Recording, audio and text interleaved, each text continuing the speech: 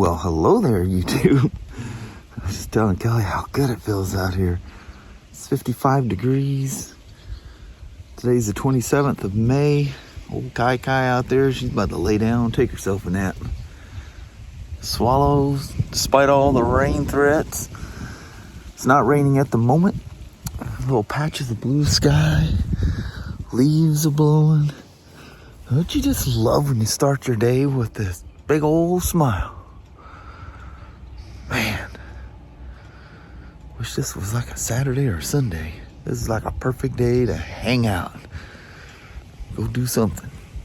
Anyway, reality just checked in. Reality says, you gotta go to work, son. Well, Mama, that was a mostly wet drive to work. Yes, it was. Listen to the she's got her heat on. I've got the cooler on. It's actually some auto. I don't even adjust it. It just does the different levels and stuff.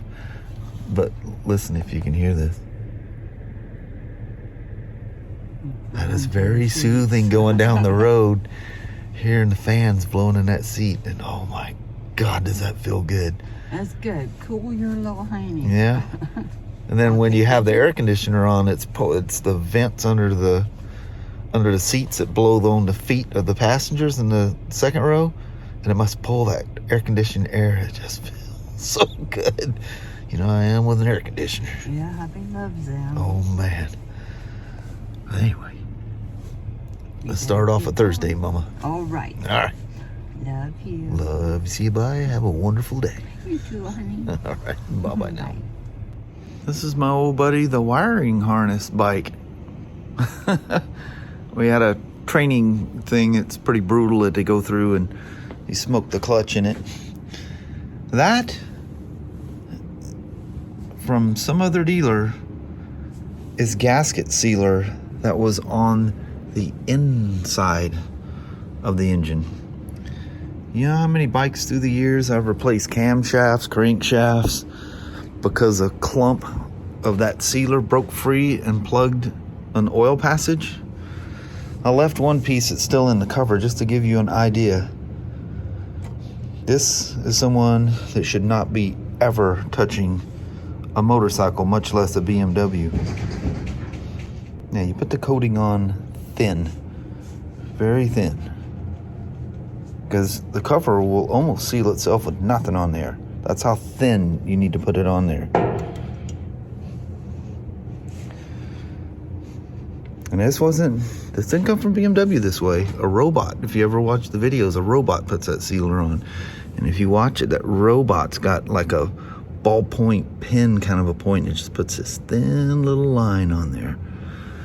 They've calculated out that it squeezes and perfectly fills the area and doesn't leave excess. Let's get the clutch out of this thing and see what she looks like. As bad as this thing stinks, I expected it to be a whole lot worse than that. When all the discoloration on the steel plates.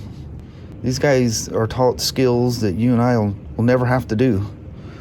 And those clutches are not an uncommon thing when they go through these crazy tests. There's even something, if you score high enough, there's a place here in Washington where you run this dirt track thing. It is pretty amazing. If you can find those videos on YouTube, it's pretty wild. Those guys taking these things through, single tracks, all kinds of stuff. And I think it's a timed event or something like that. That's a little abusive on equipment, but man, does it look fun. Oh man, does it look fun. You guys remember this beautiful GS? He come back and said the thing tried to shut down on him again, put him in limp home mode. So I'm like, man, what the heck did I miss here? What's going on? So I hook it up to the computer. Something totally unrelated to previous stuff. It was no CAN bus errors or anything like that. Just a little backstory. I'll just make it as simple as possible. had something attached to it that a couple years ago caused a bunch of weird things to happen. Like I always say, leave your bike alone. He learned. I was cool. He was cool. But everything's been great. And I don't know, has it been 2 years? I don't know how long it's been. He come back like a couple months later and just go, oh, I wanted to let you know I took that stuff off and everything's been great. We're here recently, I think the last time I took you guys for a ride, the thing went into a limp home mode. Good Lord, there's a whole bunch of CAN bus errors. It was just communication errors. So I go through the, what they refer to as a measures plan of what to check. Well, it goes through and essentially it was just checking the CAN bus, the integrity of it. And it gets to the end and you know, there's nothing wrong nowhere. And usually at the end it'll tell you something like replace something or, you know, go to another step. It just, the measures ended. I go, that is really strange. So basically just kind of went through and confirmed everything was working. So then I go to the next line item. I don't remember how many there were. It was like 6 or 7 codes, but the description kind of all seemed the same. And it was for different things, including throttle bodies. And every measure literally did the same thing. I go, dude, that's really strange. So we're technically supposed to get authorization to do this, but I see the integration level was still a 2017 I level, they call it, integration level. So I thought, you know what? He had that stuff hooked up on there, and these things are kind of famous for bricking when you when you update them because of the TFT. It's just the way the TFT is updated is different than anything else, and there's usually a little hiccup there. So anyway, I go, man, if ever I want one of these things to brick, I want this one to brick, because then I can it will auto rewrite the vehicle order without me having to get any authorization, and I gotta like write a dictionary explaining why I think it needs to be updated. So anyway, I tried to update it. Bam, it bricks. 2 hours and 20 minutes later, it wakes back up. I take her for a ride. It's all happy. He's all giddy. Comes and gets his bike.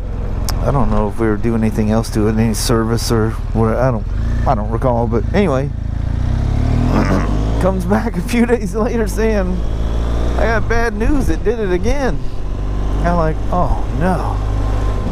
So anyway, this time he comes in and he said the same thing happened. He goes, but it sounded like it was one lunging for a bit. And I go, oh, that's weird. And so anyway, I hook it up to the computer, and it was saying there's a communication error between the left throttle body and those initial things. Well, now there is a regular fault code for the right, which is cylinder number 1. It goes 1, 2. You know, it makes, if you've been doing this for a while, usually it'd be 1, 2. It goes left, right, but whatever. BMW does things different. It's their motorcycle. They can do what they want to with it. This wind out here is phenomenal. Absolutely phenomenal. So now there is a code saying that it was not able to achieve the throttle valve was not able to achieve an idle position.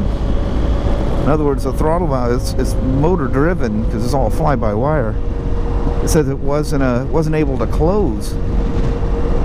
So it had me regular measures thing now. So pull the air box to the intake side of the throttle body, pull it off and watch it move. You go through a bunch of procedures and line checks and stuff like that.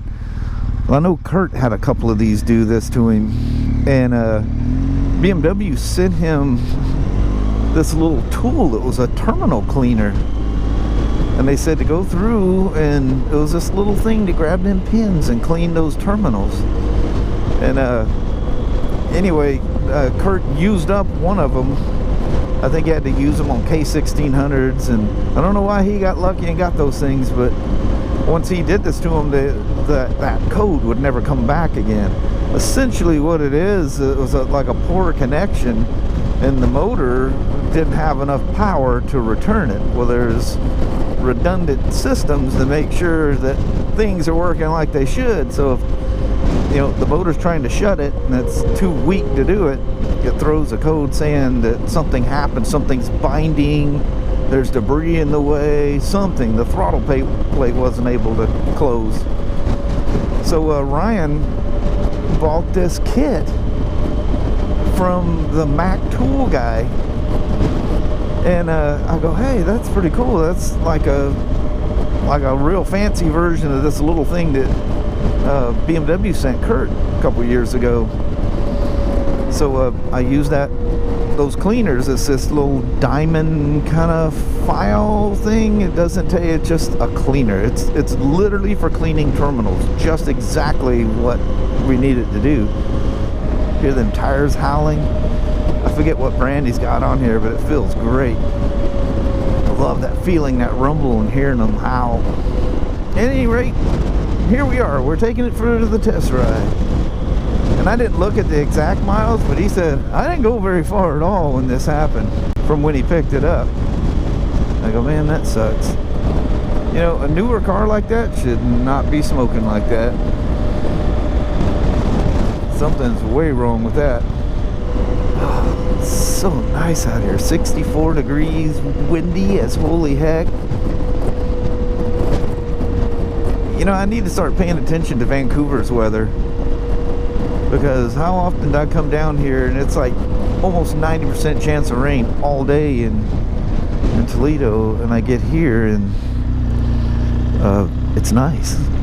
Oh, look at this big, like, you could do circle track things in here, couldn't you? Put a Riker Rally in rally mode and do yourself some big old donuts.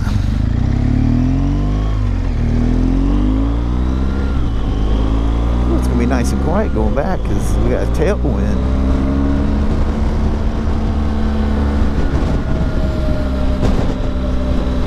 I don't see any sign of anything doing anything weird. We'll just take kind of a little bit of an extended ride today. I told him I would do that. And he says, just let me know what you find. Ooh, them tires sound good. That sounds like cannolis going down the road. I don't know why that's a pleasing sound. It's like whistles and motors. I don't know why, but I find the low chassis GS is very pleasing to ride. It makes them feel more hooligan-like you just want to go out there and just be silly on it.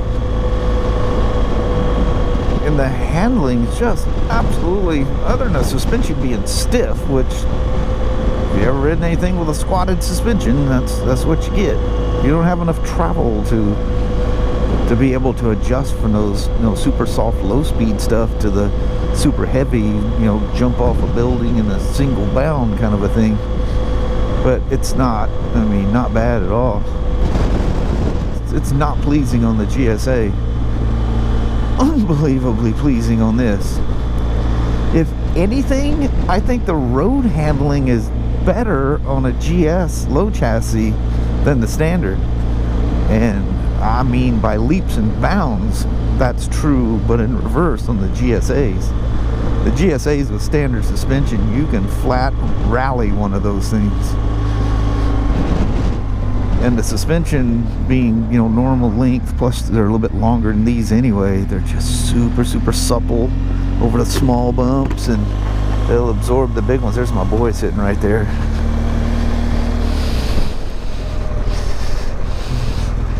We gotta stop meeting like this.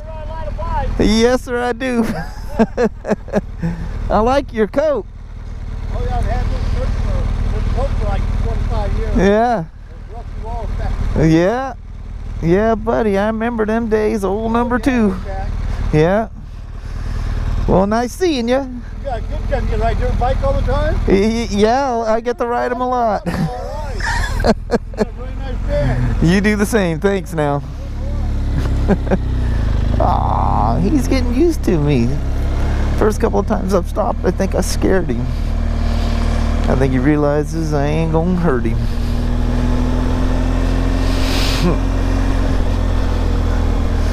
He sure puts out a big old wave when I come by on the spiders. That just must tickle him in all the right ways.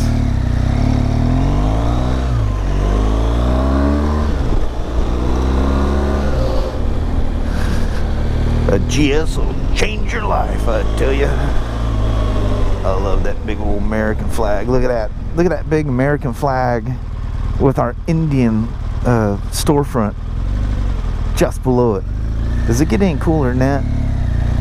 I say, heck no.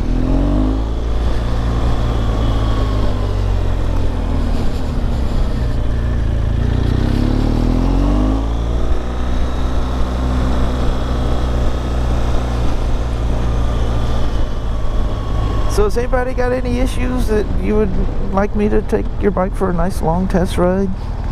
I'm down. Sign up. I'll put you on the schedule. I won't even charge you. Well, that might get me in trouble with work. There's my little MDX with her little mirrors folded back. I know she locked.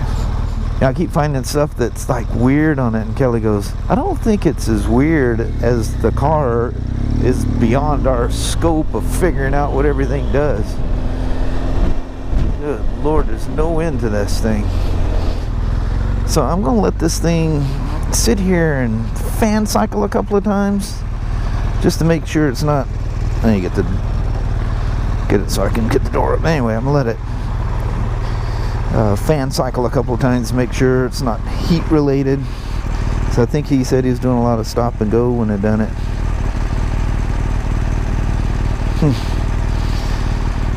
That is one of the unique colors.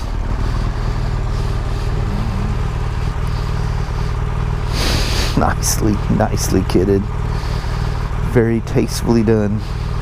I'm here to tell you, it flat like hydroplaning raining. Wall of water. That was nuts. About 3 hours ago, a customer came and was telling Kelly from Castle Rock to Todd Road in Kalama, it was a wall of water. Well, going back the other way, it was still a wall of water.